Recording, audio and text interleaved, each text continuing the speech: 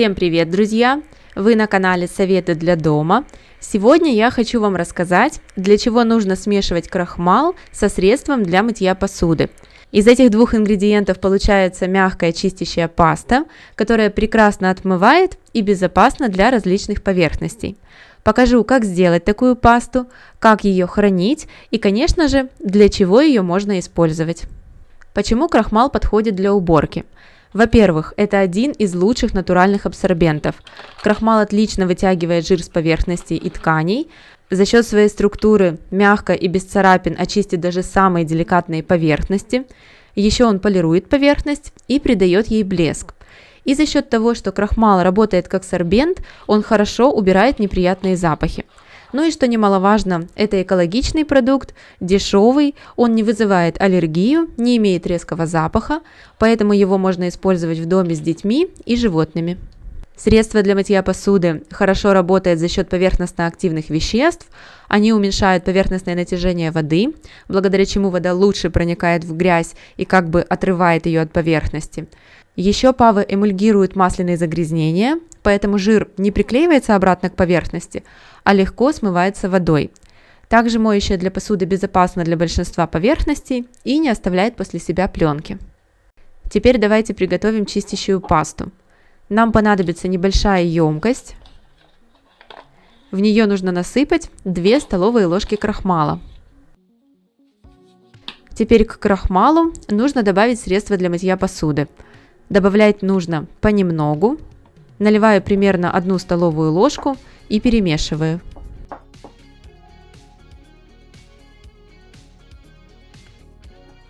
Добавляю еще 1 ложку и снова перемешиваю.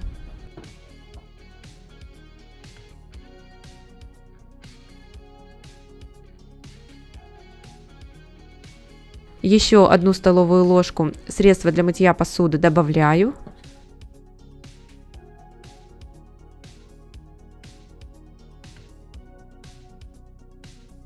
И смотрите, получается вот такая клейкая масса. Теперь ее нужно разбавить теплой водой. Наливайте воду по чуть-чуть, надо 1 или 2 столовые ложки. У меня средство для мытья посуды густое. Если у вас будет жидкое, тогда смотрите, какая будет паста. Возможно, вода и не понадобится. Вот такая паста должна получиться в итоге. По консистенции она мне напоминает 15% сметану.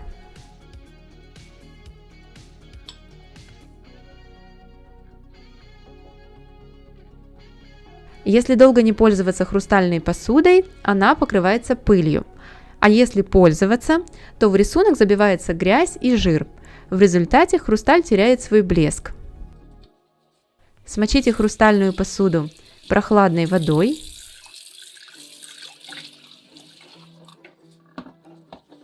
Влажной губкой возьмите немного пасты и приступайте к мытью. Этим способом вы сможете быстро отмыть хрусталь, не повредив его. Если в рисунок забилось прямо сильно много грязи, тогда на 5 минут оставьте посуду. Пусть средство поработает и все размягчит. А потом мягкой щеткой вы легко все сможете почистить.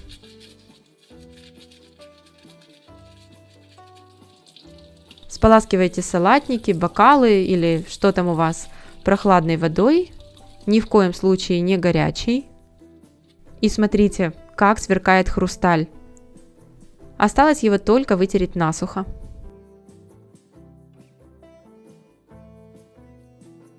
Жирное пятно на одежде – это не проблема, не нужно сразу выкидывать вещь.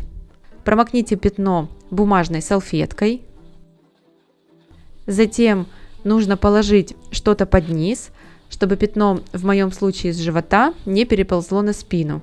И можно приступать к обработке. Сначала грязный участок ткани нужно смочить водой.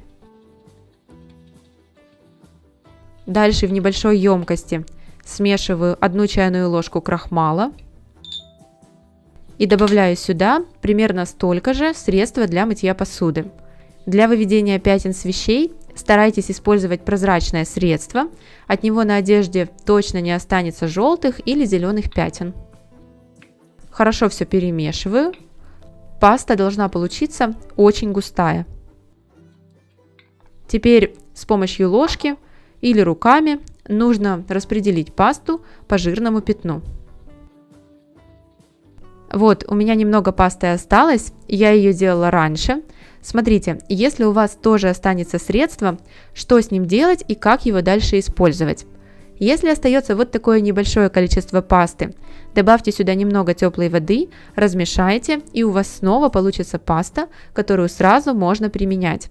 Если пасты остается много, тогда влажной губкой берите нужное количество, она сразу размягчится, и вы ее сможете использовать для чистки.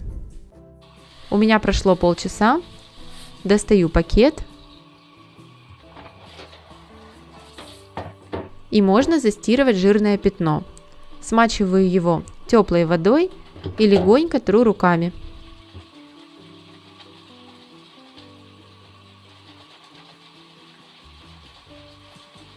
После этого вы можете или положить вещь в стиральную машину и постирать ее с другими вещами, или постирать вручную с хозяйственным мылом. Крахмал в данном случае впитывает жир, не повреждая ткань или волокна, а средство для мытья посуды хорошо обезжиривает.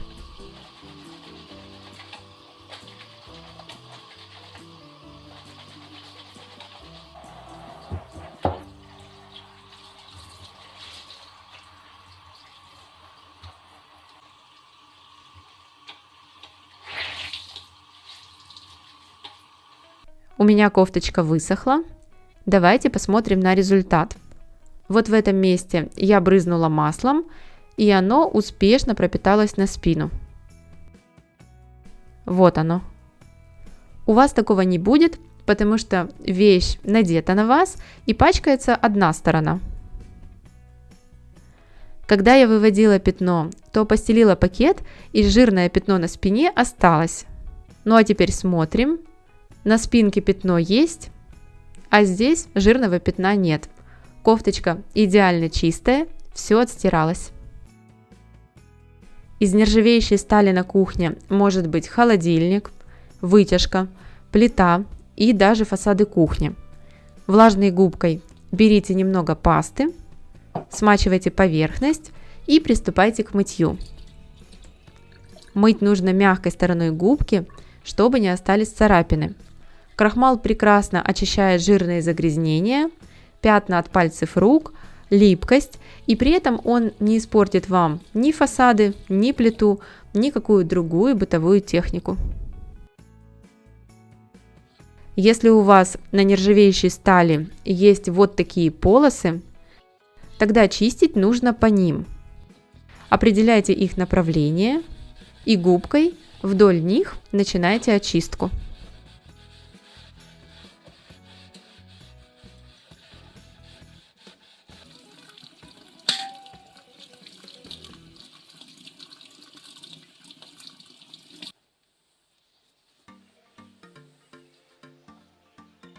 Идеально чистый чайник и никаких царапин.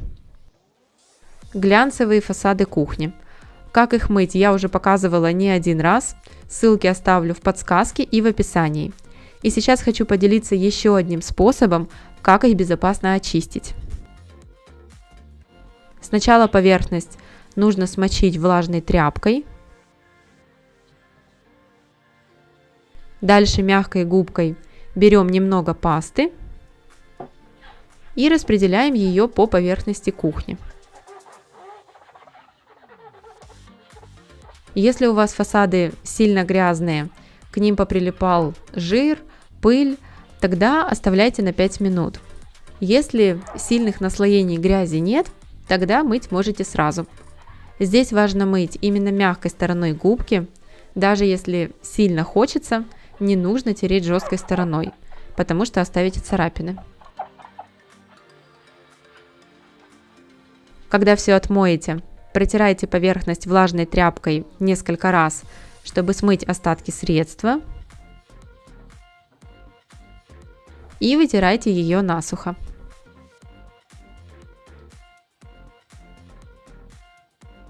Попробуйте помыть глянцевые кухонные фасады этой пастой. Она все легко отмоет, и при этом поверхность кухни вы не испортите.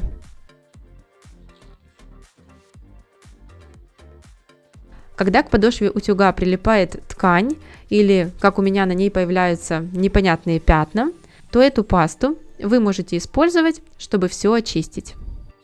Влажной тряпкой берите немного пасты и распределяйте ее по подошве утюга. Утюг при этом должен быть холодный. Если вы сильно припалили ткань и на подошве утюга остался нагар, тогда оставляйте на 5 минут. Если загрязнения несерьезные, тогда чистить можно сразу. Затем влажной тряпочкой нужно убрать остатки пасты.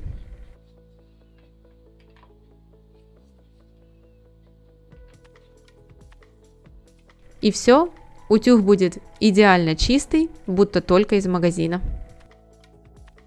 Мыльный налет и грязь на поверхности ванны, особенно если вы не хотите ее ничем царапать, тоже можно отмыть этой пастой.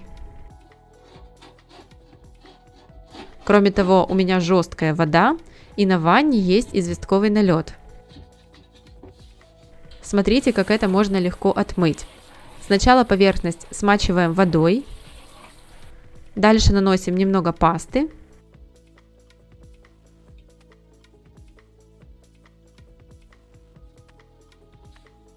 и наливаем немного уксуса. Теперь берем влажную губку и мягкой стороной распределяем все по поверхности ванны. Если загрязнения не сильные, на ванне нет налета от жесткой воды и минеральных отложений, то крахмала и средства для мытья посуды, чтобы вымыть акриловую ванну, будет достаточно.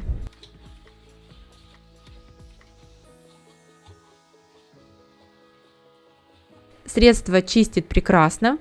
Крахмал – это мягкий абразив, поэтому очень легко удаляет всю грязь. И, как я уже много раз говорила, царапины после него не остаются.